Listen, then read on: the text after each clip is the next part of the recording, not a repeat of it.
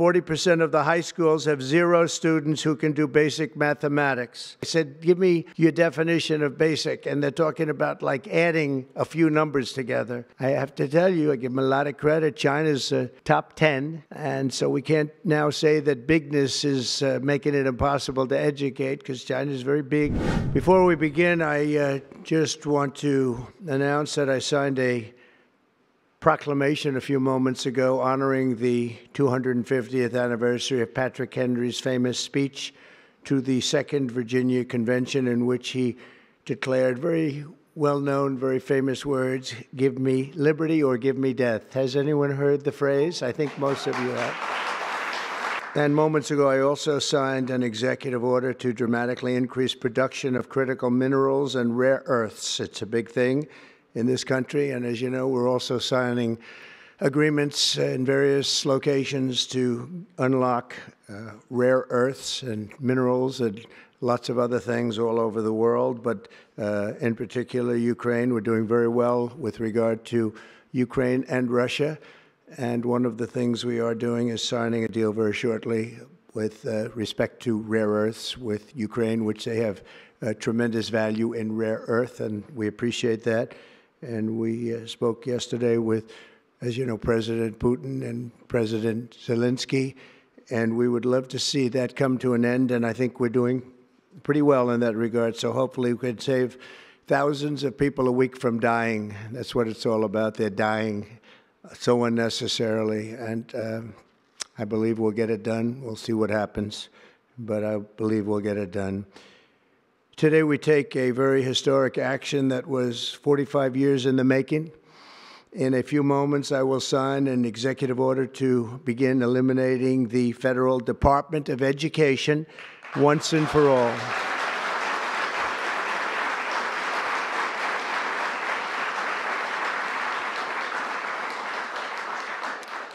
And it sounds strange, doesn't it? Department of Education, we're going to eliminate it, and everybody knows it's right.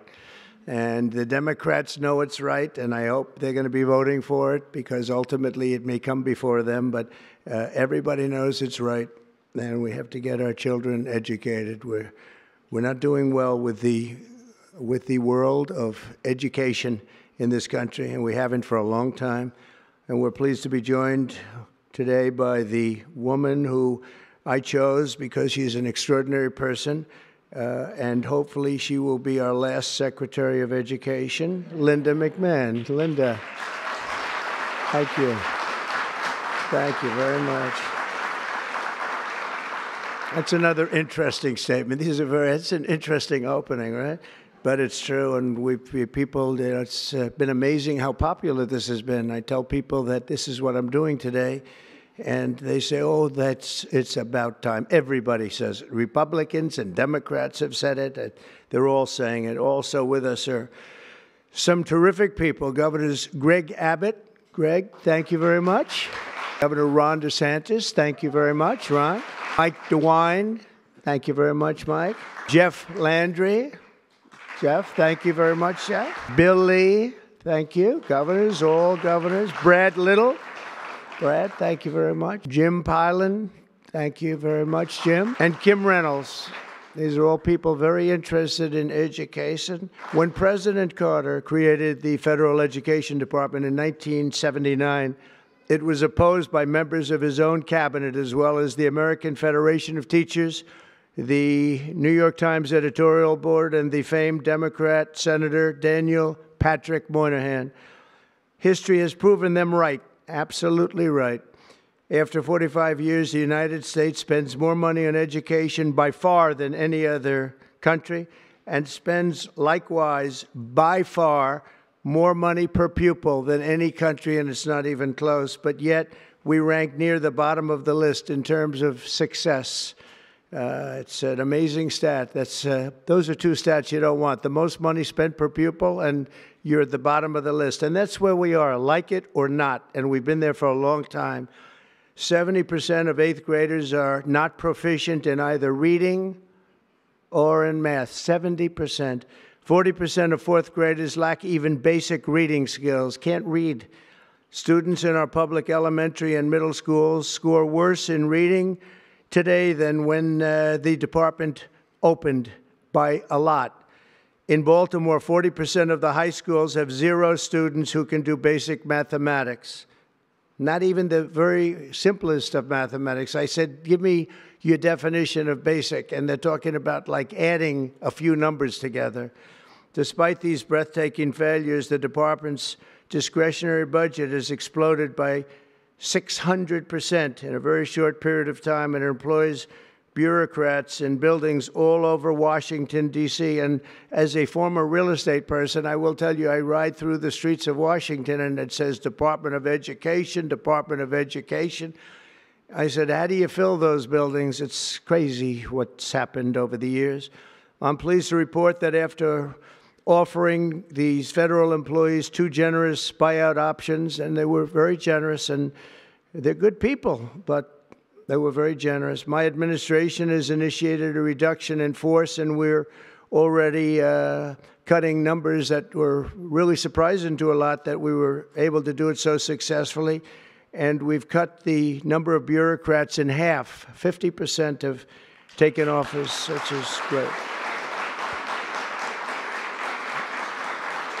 Thank you. Under the action I'm taking today, a small handful of Democrats and others that we have employed for a long time, and there are some Republicans, but not too many, I have to be honest with you. But the department's useful functions, and such as, and they're in charge of them, Pell Grants, Title I funding, resources for children with disabilities and special needs will be preserved, fully preserved. They're all going to be so. If you look at the Pell Grants, it's supposed to be a very good program, Title I funding, and resources for children with special disabilities and special needs. They're going to be preserved in full and redistributed to various other agencies and departments that will take very good care of them. And that's very important to Linda, I know, and it's very important to all of us. But beyond these core necessities, my administration will take all lawful steps to shut down the department. We're going to shut it down and shut it down as quickly as possible. It's doing us no good. We want to return our students to the states where just some of the governors here are so happy about this. They want education to come back to them, to come back to the states, and they're going to do a phenomenal job. You know, if you look, Denmark, Norway, Sweden, I have to tell you, I give them a lot of credit. China's top 10. And so we can't now say that bigness is making it impossible to educate, because China is very big. But you have countries that do a very good job in education. And I really believe, like some of the governors here today, from states that run very, very well, including a big state like Texas, but states that run very well are going to have education that will be as good as Norway, Denmark, Sweden, and those top, Finland, those top countries that do so well with education. I think they'll do every bit as well. And what do you think about that, Governor? Do you agree? I think so. Ron, do you agree? I think so. Florida? Iowa? That's right. I really believe that. They'll be as good as any of them. And then you'll have some laggards, and we'll work with them. And we can all tell you who the laggards will be right now, probably, but let's not get into that. But we'll work with them, and we're going to make them, they'll do a job. I think they'll do a job, and they'll go to sections of the state. For instance, New York, you'll have a Manhattan, and you'll have a Suffolk County, and you'll have Nassau County, and you'll have Westchester County. You'll do 4 or 5 or 6 of them. You have upstate New York, and those counties, I think, are going to do very well. And I think ultimately Manhattan should do very well. But we'll break it down into sections, and I think it'll be really, really good. And they're going to be probably the tougher ones, but I think they have a chance to do really well. But we're going to be returning education very simply back to the states where it belongs. And this is a very popular thing to do, but much more importantly, it's a common sense thing to do, and it's going to work. Absolutely, it's going to work. And I can tell you from dealing with the governors and others in the state, they want it so badly. They want to take their children back and really teach their children individually. Probably the cost will be half, and the education will be maybe many, many times better. So we look forward to this. I want to just make one little personal statement. Teachers, to me, are among the most important people in this country.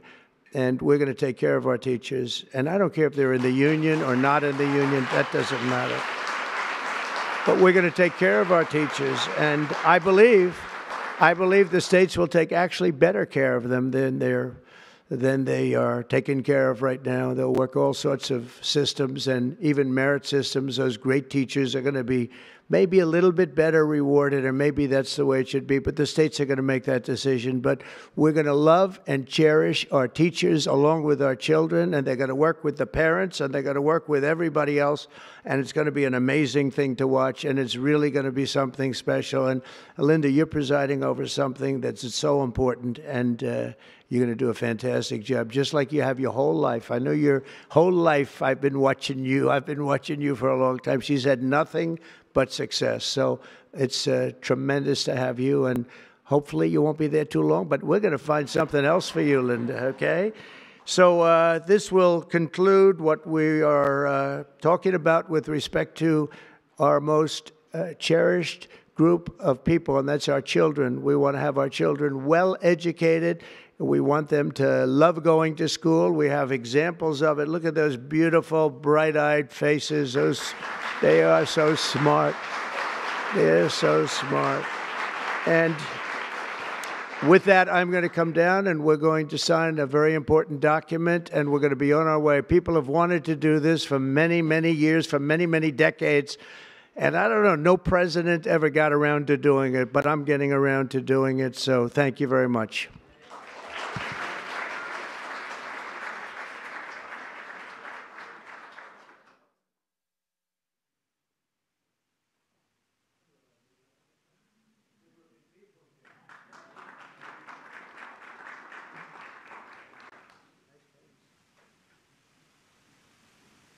Should I do this? Should I do it? Yeah? Okay. I think so.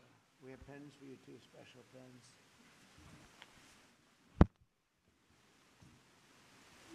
I'll take this one out. I had one that was very lucky. I signed another document that turned out to be very good for the country, and I said, let's use that same pen. I don't know. Is anybody superstitious? Ron, are you superstitious? Let's use that same pen.